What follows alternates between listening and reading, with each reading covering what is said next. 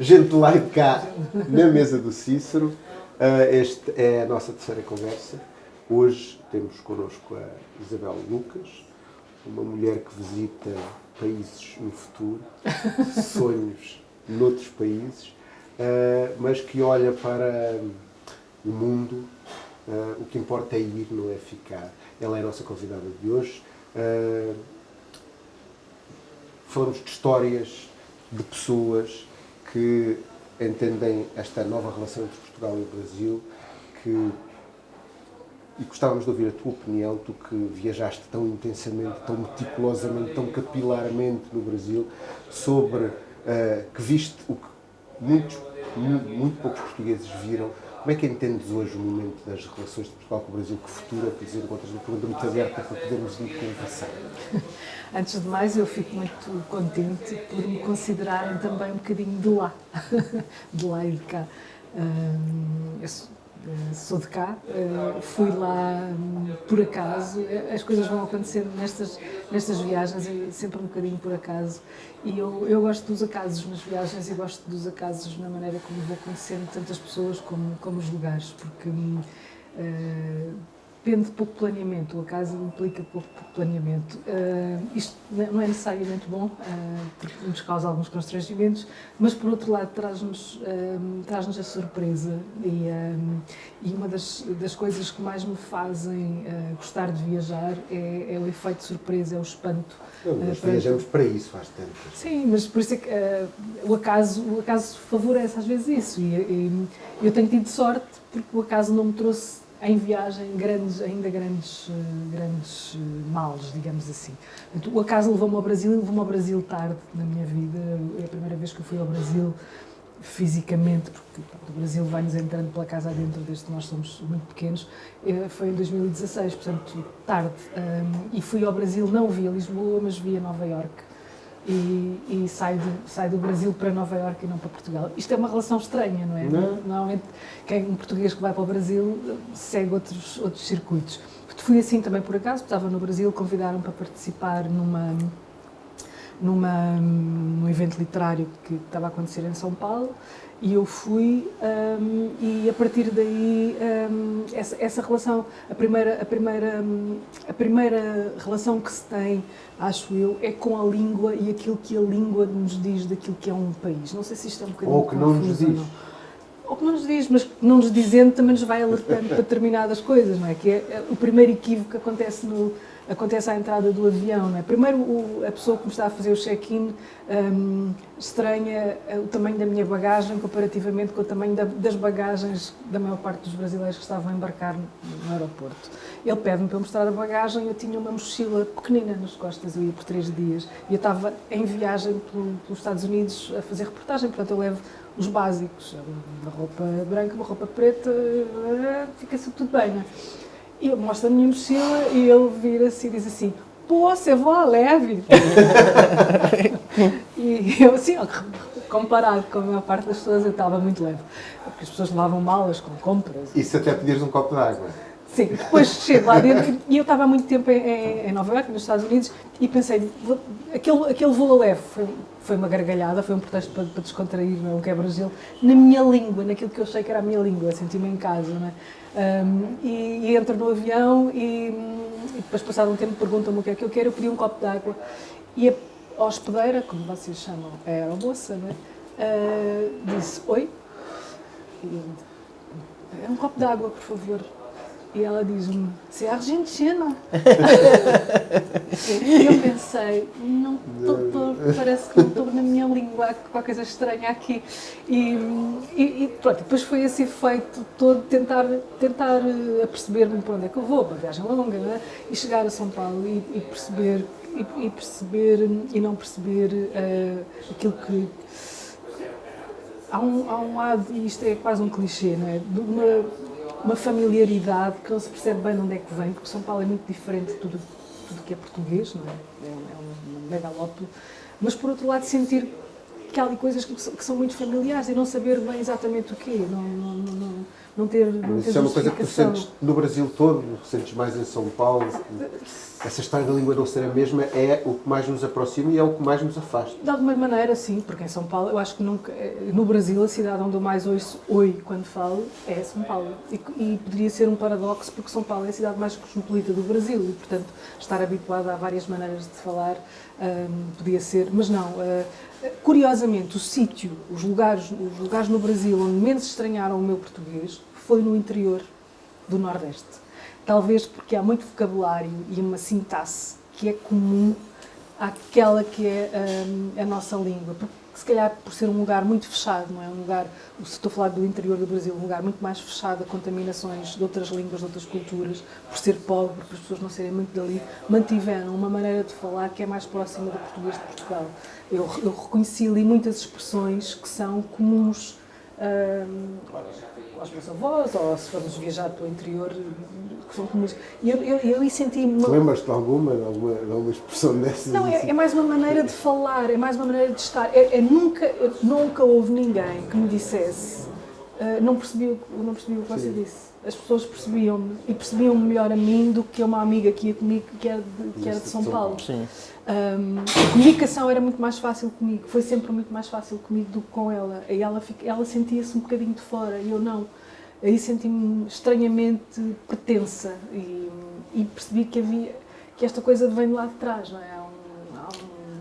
Há uma origem qualquer que nos une ali, que é muito... Não sei se você é de lá. Não sei É se verdade, tem o sotaque do interior do Nordeste é muito mais parecido com o português, eu acho. Eu acho que pela a sintaxe, como você falou, o uso de algumas expressões, talvez é muito mais fácil para a gente, principalmente no interior do Nordeste, entender o português do que em São Paulo. Essa é uma sensação que eu tenho também. E pegando o período especial que você fez o livro, né, o Viagem ao País do Futuro, né, que foi um período muito simbólico para o Brasil, em 2019.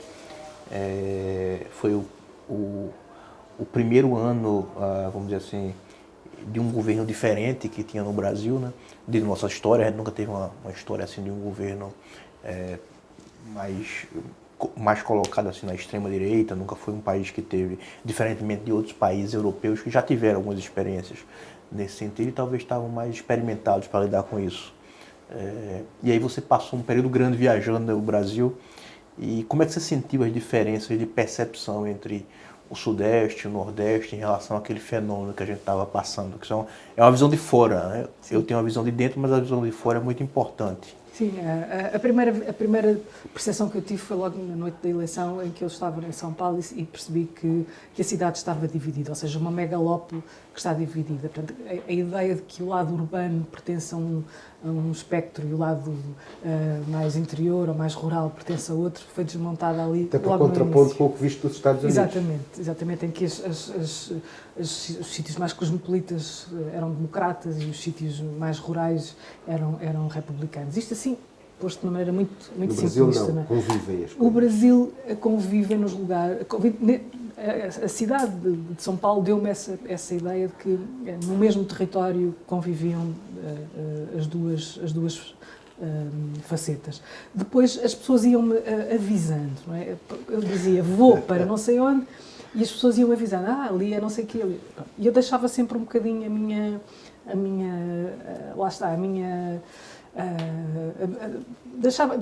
eu tenho uma...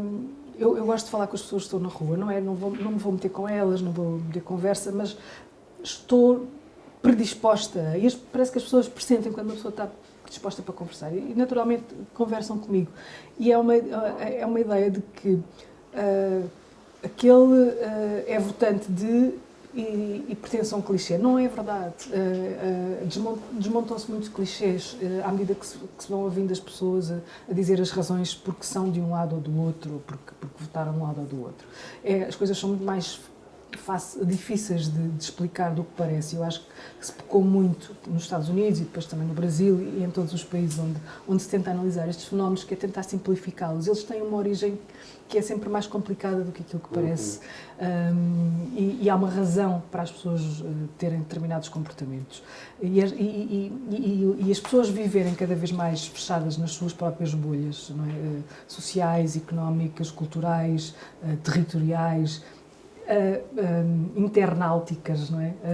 As pessoas conversam com a semelhança e não conversam, não sabem, desaprenderam de conversar com a diferença. E eu acho que isso se nota muito nas sociedades hoje. Isso acontece de um lado e do outro. Acho que sim, acho que é igual. Uns porque não querem saber, outros porque não conseguem saber, não conseguem chegar lá. Portanto, há várias maneiras aqui de lidar com a situação. Mas sim, acontece territorialmente. O Brasil, é notório que o Nordeste do Brasil está infinitamente grato ao que os governos Lula fez pelo Nordeste, e basta viajar pelo Nordeste e perceber que tudo o que é mais desenvolvido, e o que é mais desenvolvido, estamos a falar de coisas básicas, como a água, como a educação, como o acesso aos alimentos, o autocarro para a escola, como falávamos há exatamente. É tudo muito recente, são estruturas muito recentes, ter água potável, essas coisas, e percebe-se que essas pessoas estão, a escolaridade, né, a chegar a sítios que se percebeu que até há muito pouco tempo não chegavam, essas pessoas estão muito gratas a alguém que lhes deu esse acesso, não é? E depois, viajando por outros territórios, se percebe territórios que são mais abertos à imigração, por exemplo, ou que sofreram com insegurança, não é? E são os territórios, se calhar, mais ricos. A palavra segurança é uma palavra-chave, não é, para entender muito do que se passou ultimamente no Brasil, não é? Do que se passa hoje em Portugal, às tantas até, não, porque do que se passa no mundo, é essa segurança que acaba por fazer com que muitos brasileiros tenham escolhido Portugal para viver agora. Também. E se perguntarmos a muitos brasileiros porque é que vieram para aqui, apesar de muitos se sentirem revoltados com muitas coisas que aconteceram politicamente no Brasil, a segurança, de facto, entende-se poder andar na rua sem se preocupar muito com se leva o telemóvel na mão, ou se já passa das 8 da noite. É um privilégio, não é? Nós sabemos disso, que é de facto um privilégio que nós nem notamos porque já estamos habituados a ele. E percebe-se essa lógica. Mas há muitas lógicas depois envolvidas nisso. Se há territórios mais ou menos evangelizados, ou seja, onde a Igreja Evangélica tem um peso maior, também se percebe que há diferenças, ou seja, estão mais divididos. Há muitas circunstâncias a explicar porque é que, em determinada altura, um país escolhe um candidato ou não. Há um país, eu estou a dizer havia, estamos a falar um mês depois, não, menos de um mês depois de uma tomada de posse. Menos de uma semana depois de uma tragédia que aconteceu em Brasília. Exatamente. É tudo muito novo, é tudo muito recente, é tudo muito fresco, não é? Mas nota-se aqui uma mudança qualquer, nota-se qualquer coisa. E estas movimentações que são neste momento ainda ligeiras, portanto, continuamos a falar de um país dividido, continuamos a falar de um país que precisa de fazer as pazes consigo mesmo, não é? Lamber suas feridas. Sim, se tentar sará-las um bocadinho, porque elas são muito visíveis e isso nota-se ao viajar pelo país, pelo menos naquela altura, estamos a falar do início de 2019 até à pandemia, portanto foi o tempo que eu pude viajar pelo país, em que essas feridas eram muito recentes e as pessoas sentiam. Era muito difícil estabelecer uma conversa. Primeiro, era muito difícil ter qualquer conversa que não fosse parar à política. E depois, qualquer conversa que fosse parar à política, se fosse entre pessoas que não eram do mesmo era impossível continuar. Era impossível. Portanto, estávamos nessa divisão. E você, melhor do que eu, sabe como é que as famílias se dividiram. Verdade. Não é? E amigos se deixaram de falar. E tudo isso. Sim. De uma forma mais ou menos atávica. E essa experiência gastronômica teve uma passagem interessante que você, lá em Caetés, teve. terra do presidente Lula, comeu o que do café da manhã? Bode. Guisado de bode. Sim. Guisado de bode e macaxeira cozida, sim. Não, isto tem a ver para se entender a diferença de classes, não é? É muito fácil falarmos do país dos outros, não é? De sermos julgamentos em relação ao país dos outros. Eu não estou, mas é claro, não é? Para quem vai ao Brasil, sobretudo quem vai às grandes cidades e depois tem a experiência das periferias e do interior, que há uma diferença de classes e de privilégios, não é? Enorme. Isabel, tu és jornalista, és uma jornalista treinada com olhar o país dos outros, não é? Fizeste já 2 livros olhando o país dos outros, olhando as diferenças, a democracia é talvez quem sofre mais com aquilo que devia aproximá-la, que é a tecnologia, a possibilidade de todos falarem uns com os outros, a possibilidade das notícias falsas proliferarem, tudo isso. Eu sei que esta pergunta é impossível de ser respondida, desculpa, mas é como uma mulher que pensa, que está no meio deste caldo, no meio desta geografia mais elástica, desta cidadania da língua. Como é que tu achas que Portugal e o Brasil podem, no campo da cultura, que é onde tu te moves, onde está o teu trabalho, o que é que pode acontecer que aproxime, que Portugal possa ser útil para esta aproximação que é preciso ser feita no Brasil, e o Brasil, com estes 700 mil brasileiros que moram em Portugal, como é que nós podemos ajudar a receber melhor, a acabar com os receios de que o Paulo fala, que a elite aqui está um bocadinho receosa porque é mais pequena e porque vêm coisas de fora. Como é que estes estranhamentos se podem resolver, ou como é que a cultura pode fazer isso? Eu disse que a pergunta era impossível. Se calhar não é impossível, eu não sei responder. Eu começo, se calhar, falando um bocadinho daquilo que sinto e que tem a ver com a minha experiência mais próxima, que eu acho que é uma das coisas que é não tentarmos criar um padrão do que é ser um cidadão que fala português, não é? Alguém que vem do Brasil traz uma experiência, alguém que é de Portugal tem outra experiência, e essa experiência existe e acho que deve ser valorizada para que possamos conviver ganhando com isso, com a diferença que somos feitos. E a língua é o sítio onde essa experiência se faz mais notar. Porque é que nós usamos mais uma expressão ou outra, porque é que uma expressão tem uma carga de preconceito num lugar e não tem no outro. Portanto, as palavras contam uma história, não é? Contam uma história de uma civilização, de uma experiência humana, e se falarmos da história de uma palavra no sul do Brasil e da mesma palavra no norte do Brasil ou no sudeste, essa palavra tem uma história diferente e carrega contextos diferentes. Eu acho que esta, e falando disto que é a palavra, não é? A palavra vem nos livros, não é? E quando os livros são tão difíceis de circular entre os dois países, e aqui eu não estou a pôr a África no meio, porque a África, os países de língua portuguesa em África, ou mesmo Timor, têm uma experiência diferente, mas os livros entre Portugal e Brasil dificilmente circulam. Até há muito pouco tempo faziam-se adaptações de língua, né, ou traduções de língua, para que fosse mais fácil chegar à língua escrita pelo outro. Isso mata esta diferença, que eu acho que é aquilo que nos enriquece. Se este trânsito entre as palavras, a escrita, eu acho que primeiro a falada nós estamos mais habituados a ela através, sobretudo os portugueses, não é? Estão muito habituados à palavra portuguesa vinda do Brasil através da música, através das telenovelas, do cinema nem tanto, infelizmente não nos chega assim tanto cinema do Brasil, porque já é uma coisa que não chega a toda a gente, mas basta-nos a música e basta-nos a televisão. Nós não estranhamos a palavra portuguesa vinda do Brasil, não é? O que lá não é necessariamente assim. Sim, eu falo por aqui, não é? Lá não é necessariamente assim e basta-nos começar a falar lá para dizer oi, você está falando muito depressa, ou fala mais devagar. Você é argentina. Você é argentina quando pede um copo de água. Tudo bem. Houve um senhor num hotel, só para fazer aqui um parênteses, eu tive uma semana num hotel em São Paulo, todos os dias falava com as pessoas à chegada e à partida, e no fim eu vou-me despedir do rapaz que estava na recepção e disse, foi um prazer, e ele disse, um prazer conhecer a senhora, você fala muito bem francês. Ou seja, ele achou que tinha conseguido comunicar em francês comigo, eu achei extraordinário, achei aquilo tudo extraordinário.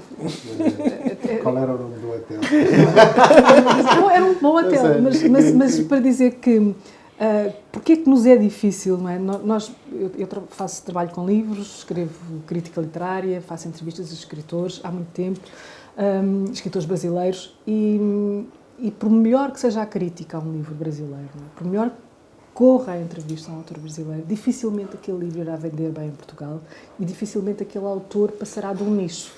E que explicação é que haverá para isto? Eu acho que tem a ver com a dificuldade que nós temos de ver o português escrito da maneira que nós não o falamos. Nós aceitamos a tradução do português, a tradução das outras línguas para o nosso português, não é?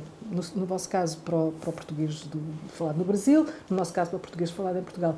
Mas há ali uma barreira de limite. É preciso primeiro ultrapassar aquela barreira de um vocabulário que é diferente. Há uma palavra ali que não sabemos bem, em que contexto é que surge aquilo, e o livro vai para trás. E chega só ao meu, e são sempre os mesmos a ler as mesmas coisas. Isto faz com que editores desistam, editores que eu sei que conhecem a literatura brasileira e que apostam na literatura brasileira, deixem de publicar livros vindos do Brasil porque não vendem, e isto é um ciclo vicioso. No sentido ao contrário, não funciona. Tu, muito recentemente, foste curadora do Pavilhão de Portugal, na Bienal do Livro, Sim. um enorme evento do livro em São Paulo, e foste curador do Pavilhão de Portugal. Agora pergunto assim, o que é que... Portugal foi muito louvado por esse evento, e esse foi num sentido. Deveria o Brasil fazer um movimento semelhante com os recursos que a cultura do Brasil tem para poder fazer essa aproximação dos escritores brasileiros ao público português em Portugal? Eu não sei se devia, mas eu acho que se há aqui um país dominante em termos de língua é o Brasil, não é? Eu acho que o futuro da língua, quando se fala do futuro da língua portuguesa, o futuro da língua portuguesa, se formos falar em termos de quem é que tem poder para continuar a língua portuguesa, nestes termos, a grande potência da língua portuguesa é o Brasil. Portanto, o Brasil pode estar, perdoem-me a expressão, a marimbar para Portugal, porque pode viver muito bem sem nós, não é? É esse nível. Marimbar? Marimbar. É um termo africano. Podes traduzir. Já temos aqui uma necessidade de tradução. Não está nem aí. Pode não estar nem aí para aquilo que nós estamos a fazer. Eu acho que seria pena que isso acontecesse, não é?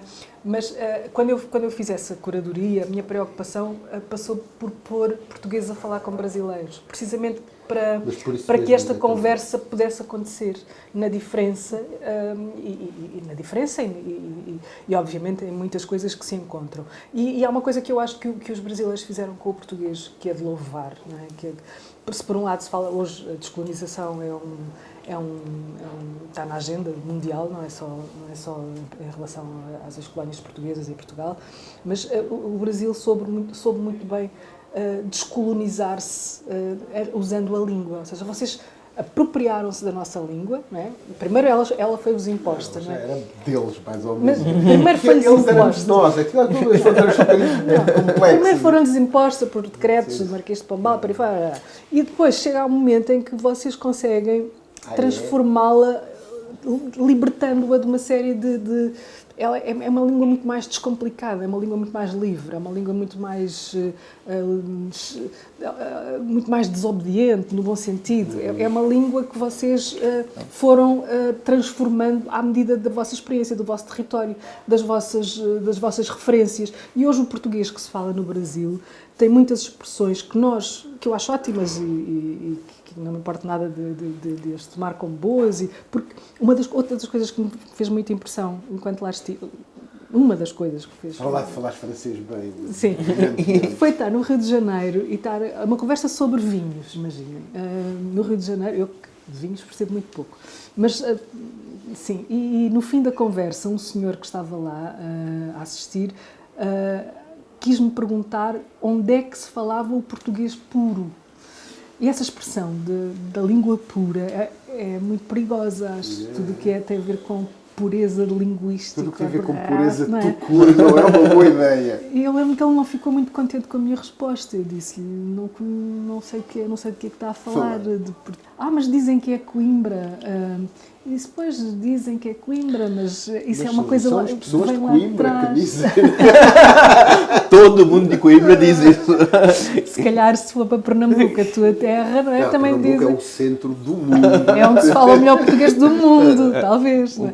O mundo começava no Recife, né? Sim, e eram os rios, ali nasceu o Oceano Atlântico também. Não é? Sim, mas eu acho que tem que se começar por aí, pela base, não é? Pela escola aqui não dizerem ao menino brasileiro. Mas há cada vez mais meninos brasileiros. Exatamente, aqui. porque há cada vez mais meninos brasileiros aqui, não é? O professor dizer ao menino brasileiro que ele não está a falar bem português é estranho, é errado. Sobretudo se o professor só tem emprego porque tem um menino que fala brasileiro. E além disso é errado, não é? É errado. Claro. Ou o pai português estar muito preocupado porque o filho dele está a usar expressões que vêm do Brasil e porque aquilo já não é português correto. Lá estamos novamente a entrar numa coisa que nos separa e não nos une, não é? Porquê é que não vamos aprender novas palavras em português uns com os outros? E um filme, dois filmes brasileiros que você recomendaria para portugueses entenderem melhor o Brasil? Eu já falámos, antes desta conversa, falámos aqui imenso do Glauber Rocha, um dos meus realizadores, e a filmografia toda do Glauber Rocha, que é de uma beleza inacreditável e aí vai-se perceber um bocadinho como é que tanto de nós existe no sertão, não é? Porque ele filma muito o interior do sertão e não vou aqui dizer nenhum em específico, mas depois ir para coisas mais conhecidas como a Cidade de Deus, onde se pode entrar na favela, e não é entrar na favela como se estivéssemos a entrar no circo, não é? Muita gente hoje visita as favelas como quem vai para o atração, uma atração, vai até de jipe, né? Como se fossem ver animais selvagens, aqui estão eles. Aquilo é a vida das pessoas. É a vida das pessoas. Território. Eu andei por lá com pessoas que são de lá e que felizmente umas levaram-me depois de uma primeira experiência que eu achei que podia passar despercebida numa favela indo de chinela no pé de calção, pretensão minha, estúpida. Toda a gente percebeu que eu não era de lá. Tinhas obrigatoriamente que não ter ido à cabeleireira durante não sei quantos meses. Não foi. Mas todas estas questões que nos levam ao lugar das pessoas, não é? Onde os filmes temos uma grande escola, não é, do Recife, o cineasta, aquele cineasta mais jovem que fez do Amarelo Manga, o Kleber Mendonça Filho, que nos traz também esse mundo que não é o mundo dos grandes condomínios, não é? Não é o mundo que nos chega das telenovelas, que é o clichê da favela, ou o clichê do condomínio privado, que é mais próximo da realidade. Sim, que nos aproxima, não é? Do cotidiano. É uma coisa, gostavas de fazer o que fizeste em livros, o caminho era do Brasil para Portugal. Se calhar o cinema, que é mais raro, mas também se calhar é mais fácil. Podia ser interessante, gostavas de fazer uma experiência de curadoria, de montar não há uma mostra de cinema, um festival, uma coisa mais interessante de cinema brasileiro que acho que era uma coisa que ajudava. Eu acho que estas coisas todas, estas trocas todas podem ajudar, desde que sejam devidamente, ou seja, precisam, não é ser educativo ou didático, que é uma coisa que eu não gosto nada, mas que haja alguma contextualização, sobretudo quando há perguntas, porque há perguntas que se fazem. Há bocadinho você perguntou o que é que era marimbar. Marimbar. Sim, pronto. Haver este tipo de conversas informais em que ninguém vai impor ao outro qualquer coisa e que estamos ali à conversa à volta das coisas de uma maneira descontraída. Mesmo na gastronomia, não é? Porque é que um peixe tem este nome? Porque é que se cozinha desta maneira? A história daquilo tudo é a história das pessoas. E tudo isso na viagem, quando se faz a viagem, é uma coisa que me atrai. Portanto, eu provei guisado de bode. Guisado de bode. Pelas 9 da manhã, 8 da manhã não é o que cai melhor, mas provei, não é? E o sarapatel, e os peixes da Amazónia, e essas coisas. E é bom perceber de onde é que elas vêm e porque é que elas existem. Pirar o cu, exatamente. Pirar o cu. Muito bem. Isabel, livros, cinema, a mesa do Cícero, uma conversa muito descontraída. Vais voltar ao Brasil em breve? Tens mais algum projeto, alguma coisa? Neste momento não, mas como eu disse aqui, tantas coisas normalmente acontecem por acaso e se calhar eu espero voltar, claro. Não está nos meus planos não voltar. Obrigado, Isabel. Obrigado, Paulo. Obrigado ao Cícero Bistrô, um lugar em Lisboa, o único onde se come aquele carabineiro que o presidente Lula veio estrear em Portugal na sua primeira visita oficial desta sua nova presidência. Esta foi mais uma conversa de gente de lá e de cá. A próxima vai sentar a esta mesa o principal tribuno português das relações internacionais, o nosso chanceler, como se diz no Brasil, o dono do Itamaraty português, o nosso Palácio das Necessidades, o Ministro dos Negócios Estrangeiros de Portugal, João Cravinho. Até lá.